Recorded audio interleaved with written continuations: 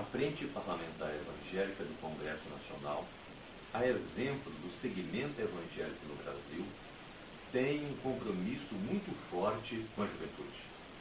Basta verificarmos que nas igrejas evangélicas em todo o Brasil, um dos departamentos que mais recebe apoio da direção da igreja é o departamento de jovens.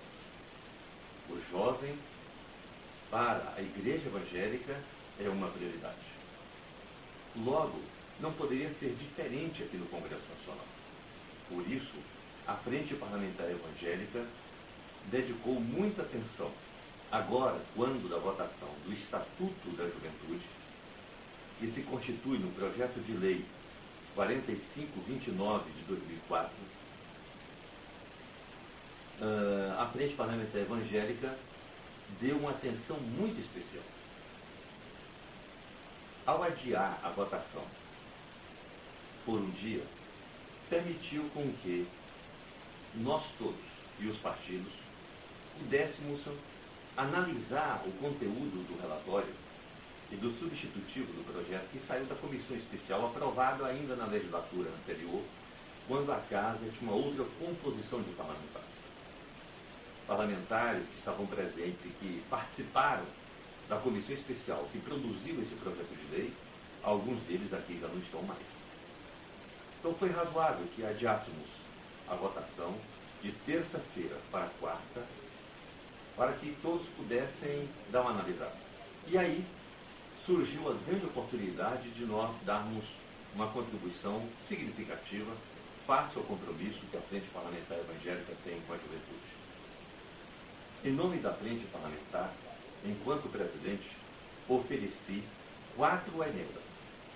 4 emendas que estão na seção que trata do direito à igualdade, que vai do artigo 18 ao artigo 21. Para começar, essa seção, ela toda estava eivada de inconstitucionalidade. Porque a Constituição fala da igualdade de todos, entre todas as pessoas.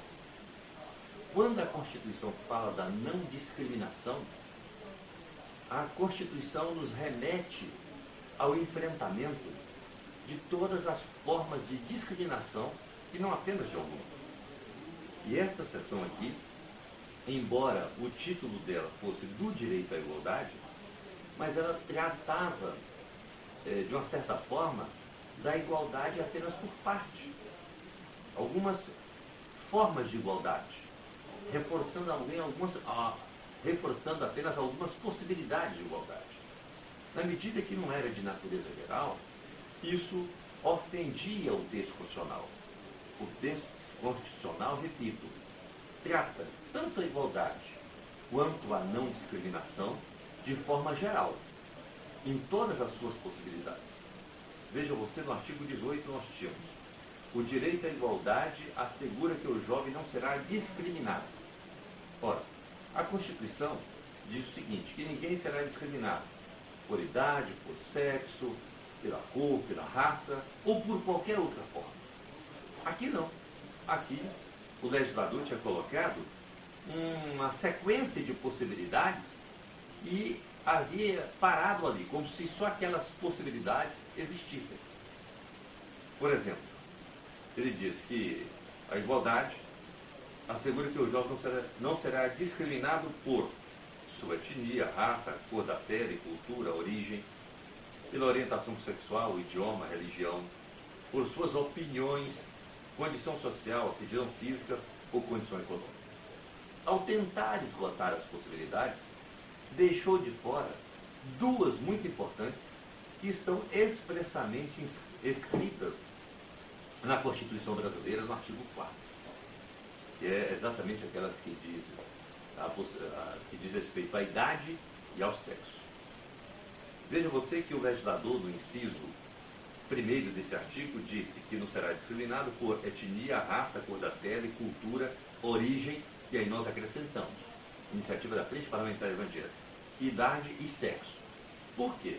Porque são circunstâncias inatas, que não dependem da pessoa.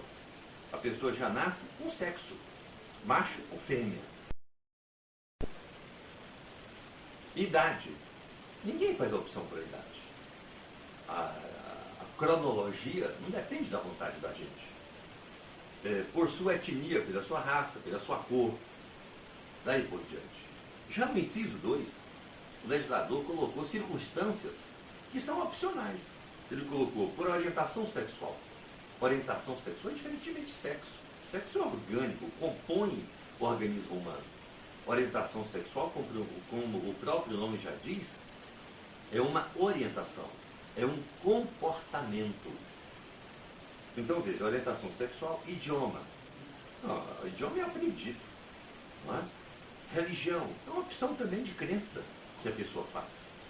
Então ficou bem distinto aquilo que é inato e aquilo que é opção, que é um aprendizado, que é comportamental. Veja, então no artigo 18, nós corrigimos para inserir duas circunstâncias que estão previstas na Constituição e que a Comissão Especial não tinha inserido aqui: idade e sexo. Agora, o artigo 19 era uma ofensa muito grave ao texto constitucional, porque ele ofendia o artigo 220 da Constituição, que trata da liberdade de imprensa, e o seu parágrafo 1º. E eu faço questão aqui de ler o artigo 220 para que todos entendam o que diz a Constituição. A manifestação do pensamento, a criação, a expressão e a informação, sob qualquer forma, processo ou veículo, não sofrerão qualquer restrição observado o disposto nessa Constituição. E o artigo 1º diz: nenhuma lei conterá dispositivo que possa constituir embaraço à plena liberdade de informação jornalística em qualquer veículo de comunicação social.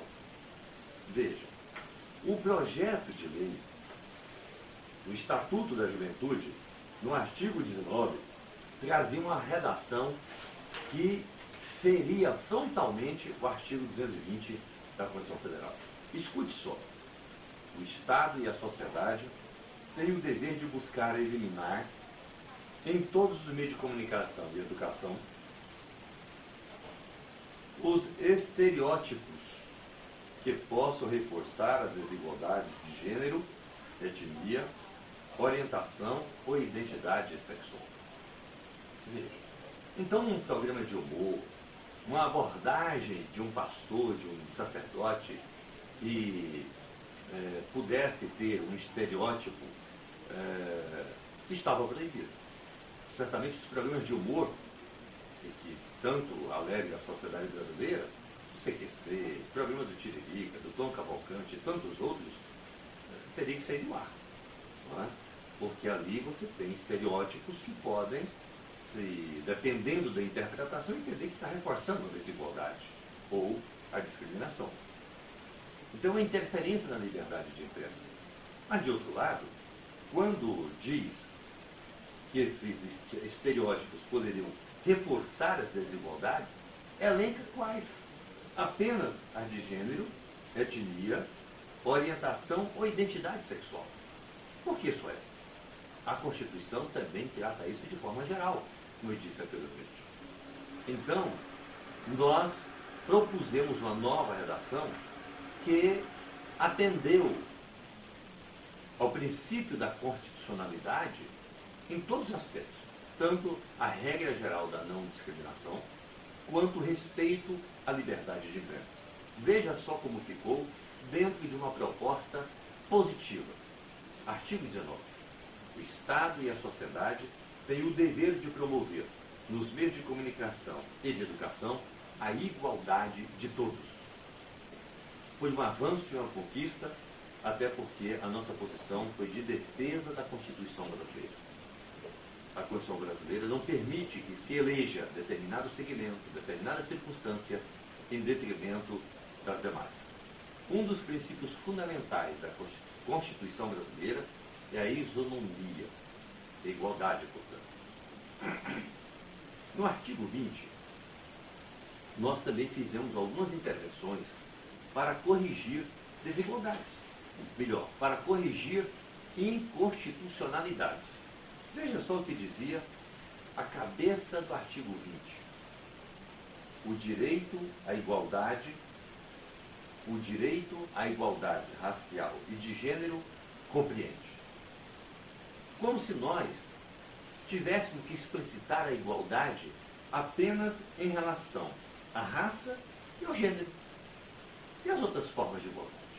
Então nós tínhamos que ter um artigo que dissesse: o direito à igualdade de opinião compreende. O direito à igualdade à condição social compreende. O direito à igualdade à cultura compreende. Ora, não seria razoável. Então, nós mudamos a cabeça desse artigo para adequar a Constituição, tendo ficado da seguinte forma: o direito à igualdade compreende, e não apenas a igualdade de gênero e de raça. E aí fizemos uma intervenção no inciso 2º, que trata da capacitação de professores do ensino médio fundamental para aplicação das diretrizes curriculares nacional no que se refere ao enfrentamento a todas as formas de discriminação.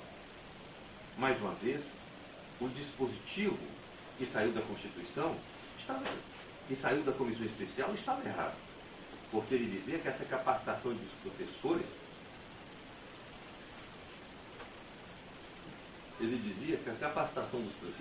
estava direcionada às questões da promoção da igualdade de gênero e raça. Mais uma vez, apenas essas duas hipóteses. Nós suprimimos essas expressões para dizer que a capacitação dos professores do ensino médio fundamental para a aplicação dos currículos está direcionada ao enfrentamento de todas as formas de discriminação, de tal forma que o texto ficou novamente ajustado àquilo que diz a nossa Constituição e não dirigido a duas circunstâncias apenas. Depois fizemos também uma adequação muito interessante, exatamente no inciso 4º desse mesmo artigo. A redação ficou assim: a adoção de medidas, programas e políticas de ação afirmativa para a correção de todas as formas de desigualdade e a promoção da igualdade racial e de gênero. Então, mais uma vez, nós estabelecemos uma regra de caráter geral, coisa que a redação anterior não o fazia. E inserimos o inciso 7º no artigo 20 e estabelecemos que a inclusão de temas relacionados à sexualidade nos currículos escolares deverá respeitar a diversidade de valores e crenças. Isso significa dizer que a inclusão da sexualidade nos currículos escolares não pode se dar dentro de uma concepção totalitária de governo. Apenas aquilo que o governo pensa, que o governo quer. A ideologia do governo ou do partido. Não.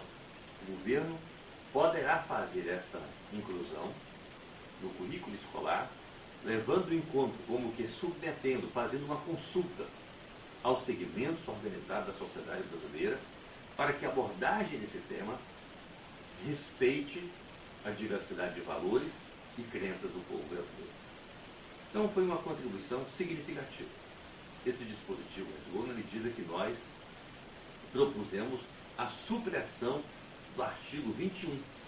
O artigo 21, que também estava com vício de inconstitucionalidade e com falhas do ponto de vista da juridicidade. Porque ele dizia o direito à igualdade, na orientação ou identidade sexual, compreende. Ora, não era razoável. Penso, todavia, que com a inclusão do inciso 7º, que estabeleceu como pressuposto para a inclusão da sexualidade nos currículos escolares o respeito à diversidade de valores e crenças, penso que o inciso 6º do mesmo artigo ficou um excesso, na medida que diz a inclusão dos conteúdos curriculares de informação sobre a discriminação na sociedade brasileira e sobre o direito de todos os grupos e indivíduos a um tratamento igualitário perante a lei. Me parece que é uma sobra, é um excesso. Mas o que importa é registrar aqui o quanto nós contribuímos para que o Estatuto da Juventude amanhã não fosse questionado no Supremo Tribunal Federal, particularmente nessa seção que trata do direito à igualdade, por os membros da Comissão Especial não terem levado em conta as regras, os preceitos, os princípios da Constituição brasileira acerca da igualdade e da não discriminação. Essa foi uma contribuição específica da Frente Parlamentar Evangélica, num diálogo muito aberto com a relatora Manuela de Dávila, com a Frente da Juventude e, por último, com a Frente LGBT. Evidentemente que, além disso, outros pontos também faziam parte da nossa abordagem. Por exemplo, nós não admitimos que tirasse do texto o artigo 25. O artigo 25 que assegura ao jovem estudante a meia entrada nos espaços artísticos, de cultura, de lazer, inclusive compreendendo aí o futebol. Nós sabemos da pressão da FIFA em cima do governo brasileiro, com vistas à Copa do Mundo aqui no Brasil, para que o governo não admita, na época da Copa, a meia entrada de estudantes. Nós achamos que essa é uma conquista da juventude brasileira. Agora, no Estatuto da Juventude, e a Frente Parlamentar Evangélica se posicionou contrariamente à retirada desse artigo do Estatuto. Um outro ponto que para nós também foi crucial, muito importante, está no artigo 22, quando trata do direito à saúde, das diretrizes da política de saúde para o jovem. Uma dessas diretrizes está na proibição da propaganda de bebida com teor alcoólico. Aí, mais uma vez, acho que também, por força da indústria das bebidas alcoólicas no país, por força da FIFA, que deseja a liberação do comércio de bebidas alcoólicas, inclusive nos estádios durante a Copa do Mundo, houve um movimento para tirar esse artigo. O Brasil tem avançado muito na política de limitação, restrição da propaganda de bebidas alcoólicas, o uso de bebidas alcoólicas. Por quê? Porque a bebida alcoólica ela tem provocado muito mais dano à juventude brasileira do que necessariamente as drogas ilícitas, o crack, a cocaína, a maconha, etc. Então nós garantimos que essa proibição, como uma diretriz do programa da política de saúde, fosse mantida. Queríamos ainda que o governo tivesse tratado aqui sobre os direitos, deveres e responsabilidade, sobre deveres e responsabilidade do jovem para com a família, a sociedade e o Estado. O Estatuto é omisso, o Estatuto só trata de direitos dos jovens.